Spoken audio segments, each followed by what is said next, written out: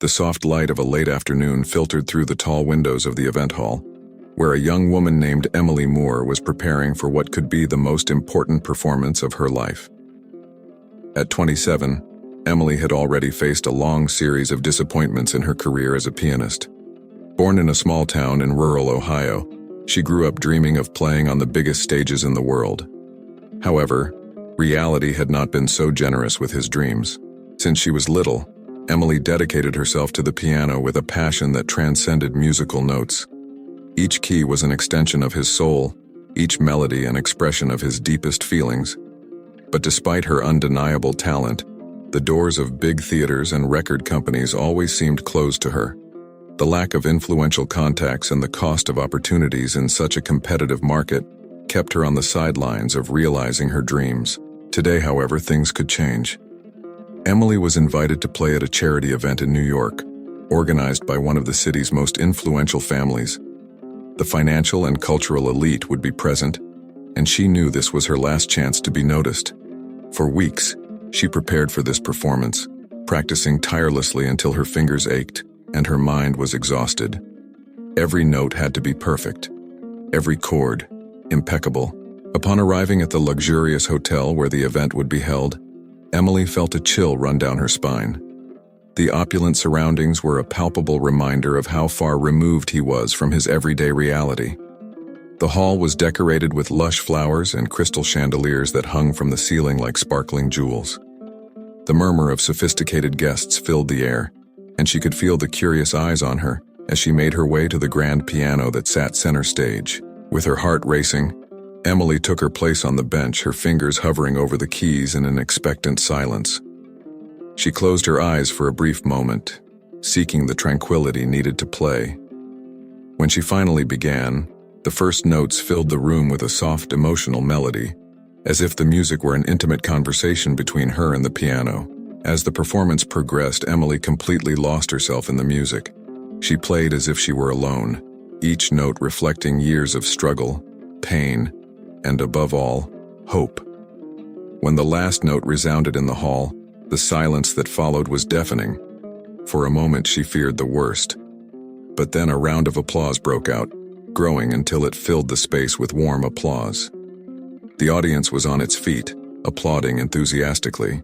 It was at that moment, as she tried to catch her breath and process the audience's response, that a tall, elegant man approached the stage. He looked out of place, but not because of any lack of familiarity with his surroundings. His presence was notable, as if he was used to being in the spotlight. With a restrained smile, he extended his hand to Emily, who was still surprised by the audience's reaction. "Good evening, Miss Moore. My name is Richard Donovan. I have never seen anyone play with so much emotion. Your music touched my soul," he said, his voice calm and full of conviction. Richard was a well-known businessman, a millionaire whose name was always linked to large investments and cultural projects. "I would like to discuss a proposal with you, if you are interested." Emily, still panting and speechless, just nodded. The surprise of the approach left her with no immediate reaction. He guided her to a more private corner of the room, where they could talk without interruptions. "You have a rare talent, Emily, and I have an offer that I believe could change your life. I am investing in a new cultural project that includes the formation of a new company of talented artists. I would like you to be the lead pianist. Not just that, but I would also like to offer you a contract to record your first album under my sponsorship." Emily's heart skipped a beat.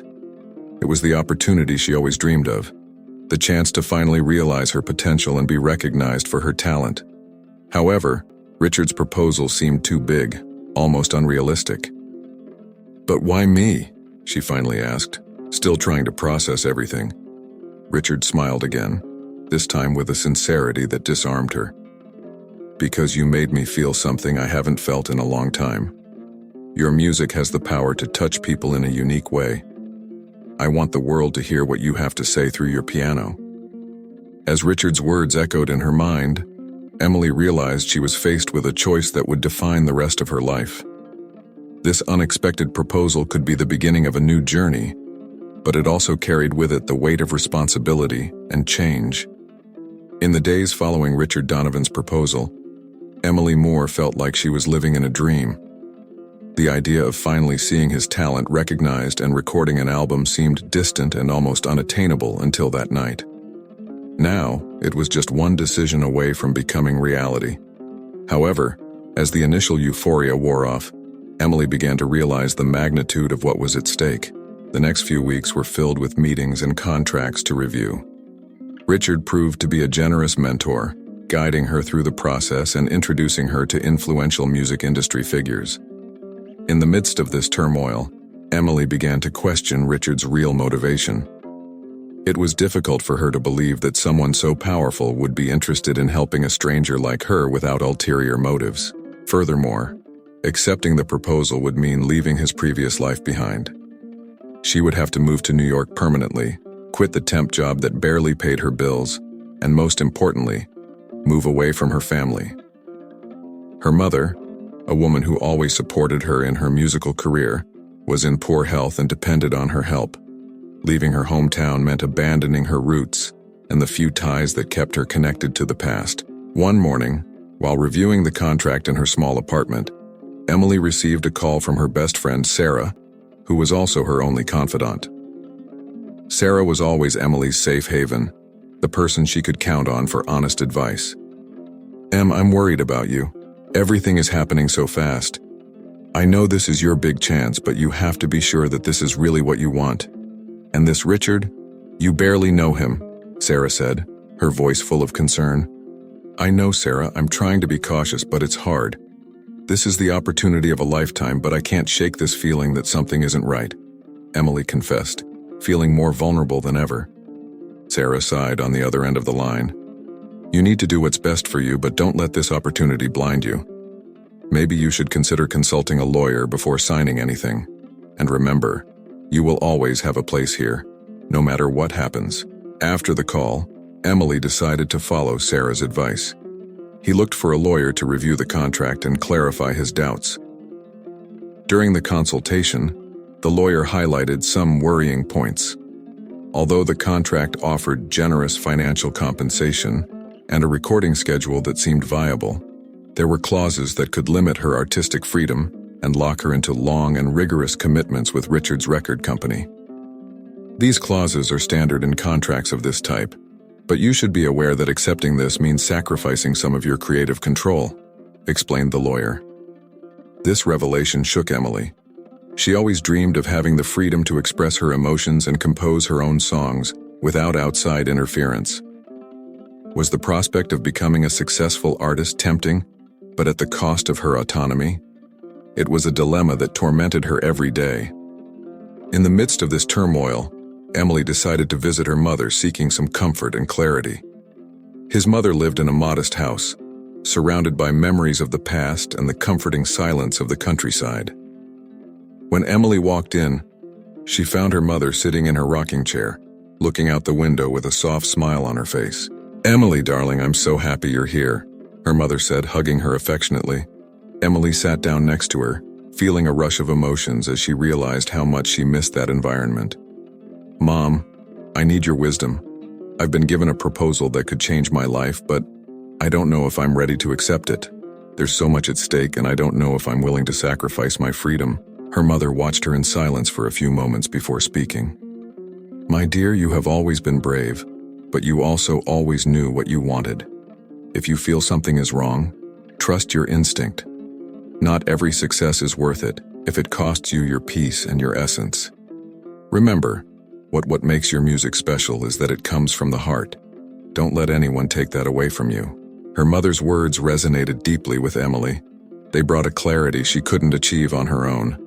As I returned to New York, I knew I needed to make a decision soon. Richard Donovan was waiting for a response, and time was running out. Back in town, Emily decided to have a heart-to-heart with Richard. He arranged a meeting at a discreet cafe, away from the prying eyes of Richard's social circles.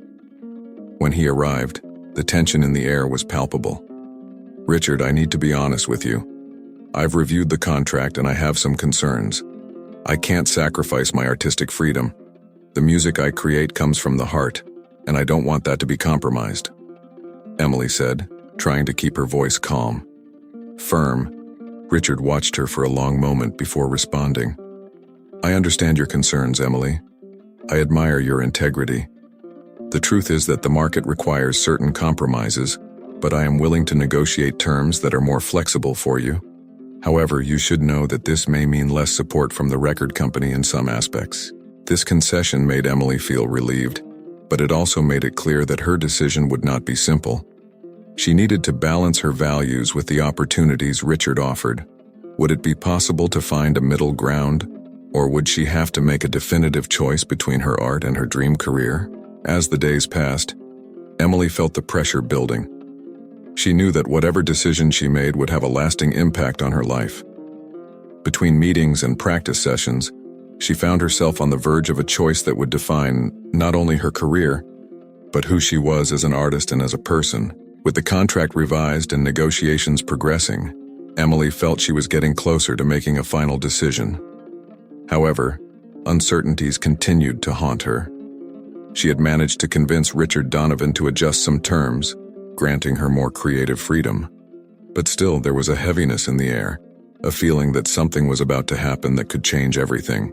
One night, while Emily was practicing in her small apartment, an unexpected call interrupted her concentration. It was Richard, with an urgency in his voice that she didn't recognize. "Emily, I need you to come to my office now. There is something I need to discuss with you in person," he said without providing details. Surprised by Richard's tone, Emily quickly got ready and took a taxi to the imposing office building in downtown New York, where Richard had his base of operations. During the journey, his heart was beating wildly, a mixture of curiosity and apprehension. What could be so urgent? Upon arrival, she was greeted by a receptionist who took her directly to Richard's office, without the usual formality. The room was partially lit, and Richard was standing, looking out the huge window that offered a stunning view of the city. When he turned to her, there was something in his gaze that Emily hadn't seen before. A deep concern, almost a hint of vulnerability. "Emily, I'm sorry to have to tell you this now, but something has happened that could impact everything we have planned," he began, his voice serious. Emily felt a knot form in her stomach. "What happened, Richard?" He hesitated for a moment as if he was carefully choosing his words. "A story is about to be published in one of the city's major newspapers. It's about me and my business. They're making serious allegations, and it could affect our partnership in a significant way." The revelation fell like a bomb. Emily was speechless, trying to process what this meant. "What kind of charges?" Richard sighed, running a hand through his hair in frustration. "Accusations of corruption and misuse of funds. They are alleging that I used investors' money for personal purposes, and that my involvement in cultural projects is just a facade to divert attention from the investigations. I swear these accusations are unfounded, but the impact on my reputation will be devastating, at least until I can prove my innocence." Emily felt as if the ground had disappeared beneath her feet. Everything she had fought for, all the hope she had placed in this contract, now seemed about to crumble. "And how does this affect me?" she asked, trying to keep her voice steady despite her growing fear. "If this story comes out, my ability to fund new projects will be severely limited. This means that the support I've pledged for your album and career may be put on hold indefinitely. I understand if you want to back out, Emily. It wouldn't be fair to ask you to be tied to a contract that may not be fulfilled." Richard's words hung in the air, filled with uncertainty. Emily was faced with a difficult choice. She could move forward, knowing that the situation was precarious, and that her big opportunity might never materialize, or she could abandon the project now and look for another way to achieve her dreams, even if it meant starting over from scratch. 0. As much as he trusted Richard, the idea of associating his career with a public figure involved in a scandal was frightening.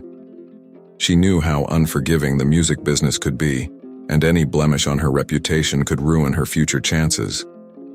"Richard, I don't know what to say. This is a lot to process," she finally replied, her voice shaking slightly.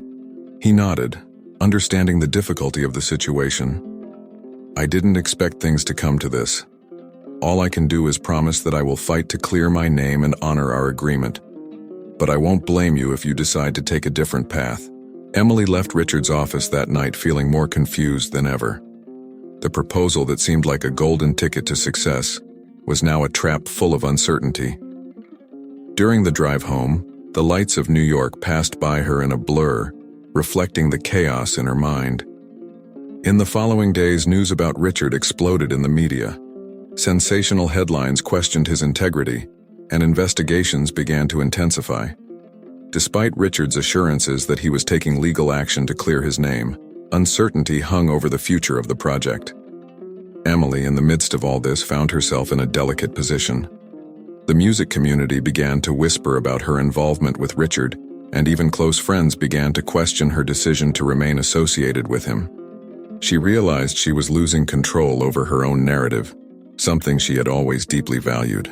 Then on a cold October night, Emily had an epiphany. Sitting at the piano, she allowed herself to delve into the emotions that the situation aroused in her. And for the first time in weeks, she began to compose. The notes cascaded, each chord charged with frustration, fear, and an unwavering determination not to let circumstances define her. The music that emerged was unlike anything she had ever created, full of strength and a rawness that reflected her internal struggle. The next day, Emily made a decision.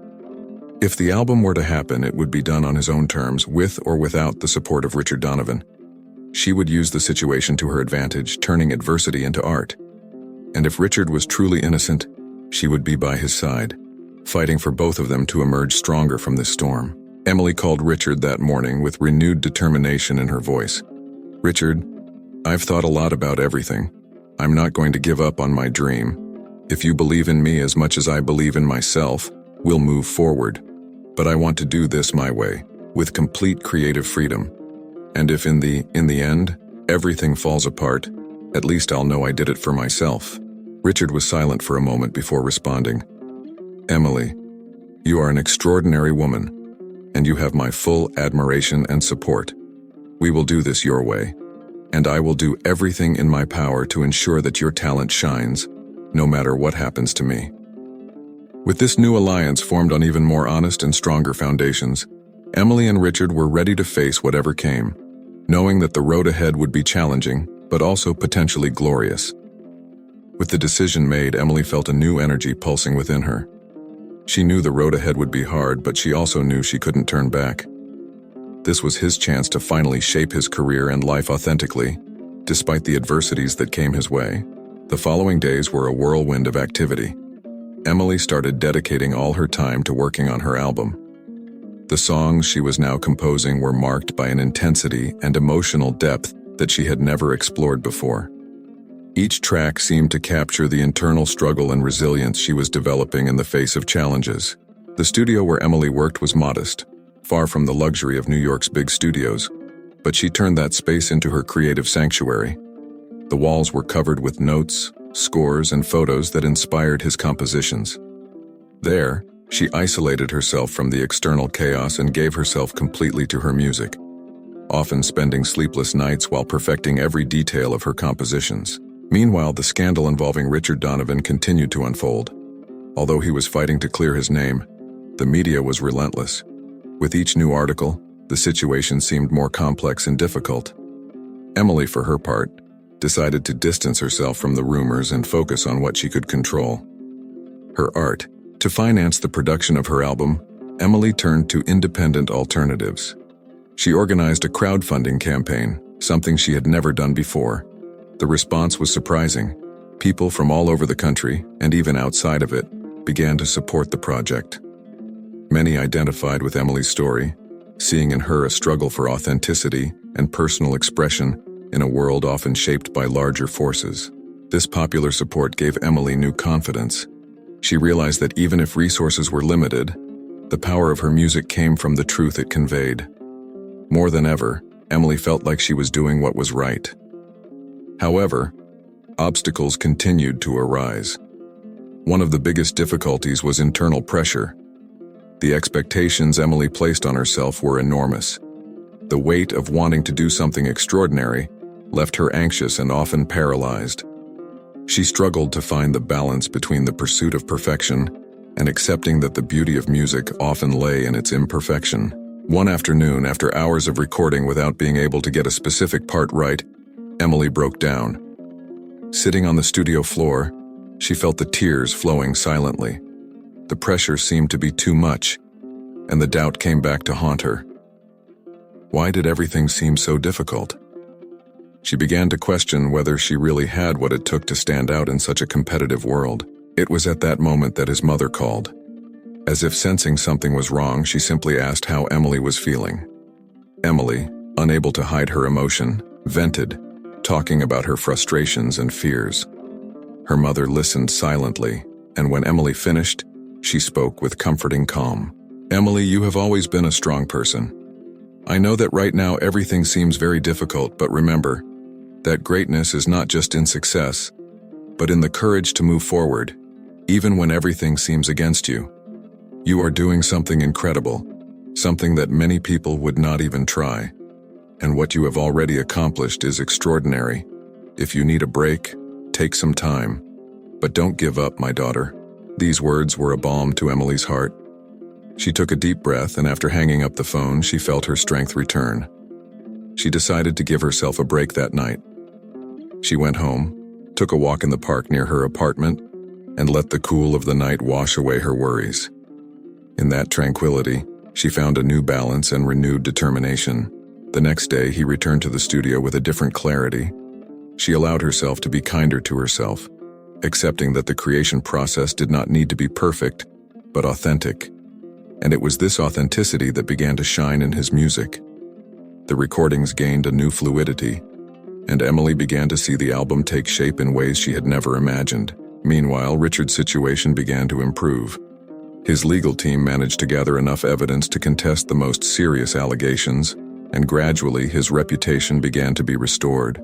He and Emily were in frequent contact, and he constantly encouraged her, admiring how much she had grown and strengthened in the process. As the album neared completion, Emily decided she wanted to share her journey with those who supported her. He organized a small event to present his new songs live, a kind of intimate pre-launch. The event was held in a simple location, but full of charm and warmth, handpicked by Emily for its symbolism. It was the same cafe where Richard had made the original proposal. On the night of the event, the place was packed. Friends, family, and many of the supporters who contributed to the crowdfunding campaign were in attendance. When Emily took the stage, she felt a mixture of nervousness and gratitude. The journey to get there had been long and full of challenges, but also moments of profound growth. She sat down at the piano, took a deep breath, and with her eyes closed, began to play. The music that emerged from his hands was a pure expression of everything he had experienced: the struggles, the doubts, the small victories, and the unwavering hope that in the end, everything would work out. When the last note sounded, there was a profound silence in the room. Then the applause began, soft at first, but soon turned into a hearty ovation. Emily stood up, tears in her eyes, finally feeling at peace with herself. At the end of the event, Richard approached, a proud smile on his face. "Emily, you were incredible. What you created here is something special. I knew you had talent, but what you showed today was so much more than that. You found your voice, and it is powerful." Emily smiled, feeling more confident than ever. "Thank you, Richard, for everything. If it weren't for you, I wouldn't be here now, and I wouldn't have found this strength within me." Richard nodded, appearing to reflect for a moment before responding. "You were the one who made this happen, Emily. I only made the first push. The rest was all yours." In that moment, Emily realized that no matter what the future held, she had been transformed. She was no longer the same insecure young woman who had taken the stage that night at the charity event. She had become a complete artist, someone who not only played music but also lived and breathed every note, every bar with her entire soul. And so, with her album about to be released, Emily was ready for the next chapter of her life. A chapter she would write with her own hands, without fear and without regrets. With the release of her album set for late November, Emily Moore found herself at the center of a series of events that, just a few months earlier, she would never have imagined. Richard Donovan's name was beginning to be rehabilitated in the media, and the accusations against him were losing strength as evidence of his innocence became public. However, the months of tension had left their mark on both Richard and Emily. Emily's album, titled Resilient Harmony, was a collection of compositions that reflected his journey, the pain, the fears, the hopes, and ultimately, the strength found in the midst of chaos. Each track was a chapter in his life, chronicling not only the turbulence of the last few months, but also the years of struggling to establish himself as an artist. The album launch was set to be a grand event, something Richard insisted on organizing to celebrate Emily's achievement. He had managed to convince one of New York's most prestigious concert halls, Carnegie Hall, to host the event. For Emily, it was the kind of dream she barely dared imagine, performing at Carnegie Hall to an audience of people who had come specifically to hear her music. On the night of the event, Carnegie Hall was packed. Musicians, critics, friends, and supporters were all there, eager to hear the work Emily had created. Behind the scenes, Emily felt a mix of emotions: excitement, nervousness, and a peace that came from knowing that no matter what happened that night, she had given it her all. Richard was by her side, offering words of encouragement as she prepared to take the stage. "Remember, Emily, this is your night. You deserve every applause you will receive today. Your music has touched the souls of so many people, and today they are here to celebrate that with you." Emily smiled, feeling the warmth of Richard's words. "Thank you, Richard. I don't know how to express my gratitude for everything you've done for me. But what means the most to me is that you believed in me, even when I doubted myself. It was easy to believe in you, Emily. You have something special, something the world needs to hear," Richard replied with a confident smile. When the auditorium lights went out and the curtain rose, Emily walked to the piano under a lone spotlight. The audience applauded warmly as she took her place. For a moment, she closed her eyes, letting the sound of the applause wash away her worries. Then he placed his hands on the keys and began to play. The first piece Emily chose was one of the most emotional on the album, titled Echoes of a New Dawn. The song began softly, almost melancholy, with notes that seemed to echo the difficulties and challenges she had faced. As the piece progressed, the melody became stronger, more vibrant, until it reached a climax of hope and renewal. It was as if every note was shouting to the world that Emily had overcome her doubts and fears and was now ready to shine. The public response was immediate and overwhelming. When the last note sounded, the silence in Carnegie Hall was profound, almost sacred, before a wave of applause filled the room. Emily felt tears streaming down her face as she stood up to thank him. Throughout the evening, Emily played several pieces from her album, each loaded with personal meaning. The audience was enchanted, and with each new song, the ovation became more intense. It was as if everyone was witnessing not just a concert, but a transformation. The journey of an artist who had finally found her voice. However, the culmination of the evening came when Emily decided to improvise a new composition, a piece she had recently created and which had never been performed in public. She hadn't planned to include this song in the program, but she felt an urgent need to express what she was feeling at that moment. The piece began with a calm, almost meditative rhythm, like a peaceful reflection on everything she had experienced. The notes danced in the air, creating an atmosphere of introspection. But then, the music began to grow in intensity, and Emily began to play with a passion that surprised even herself. It was as if all the pent-up emotions, all the internal struggles she had faced, were being released in that moment. The melody became fierce, almost defiant, before softening again into an ending of peace and acceptance.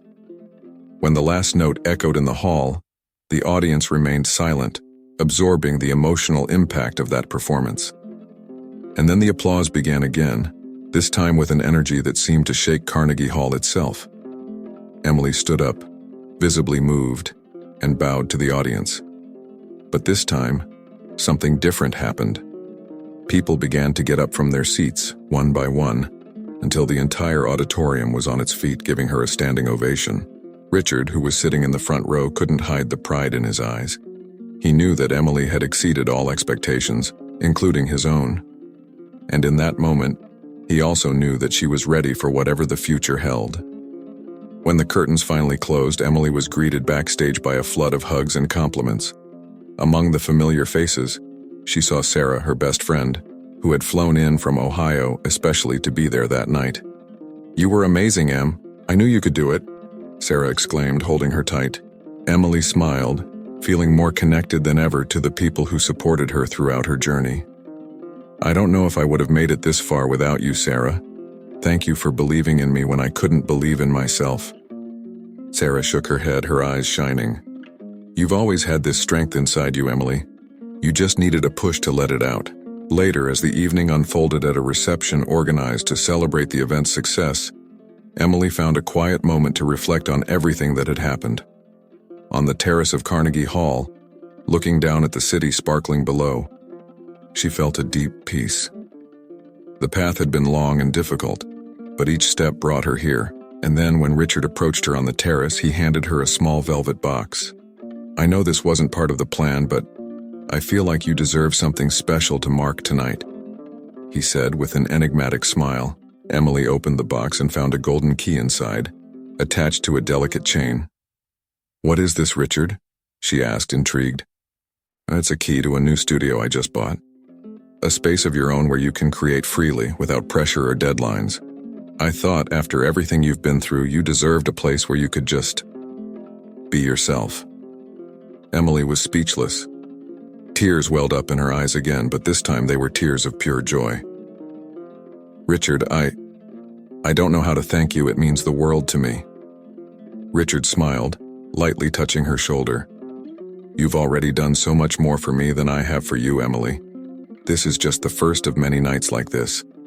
I believe you're just getting started." With the key in hand, Emily felt as if a new chapter was about to begin. A chapter she would write with the same courage and passion that brought her there. The future was full of promise, and Emily was finally ready to embrace it, with music always as her guide. After the resounding success of the release of his album Resilient Harmony at Carnegie Hall, Emily Moore's life changed in ways she never could have predicted.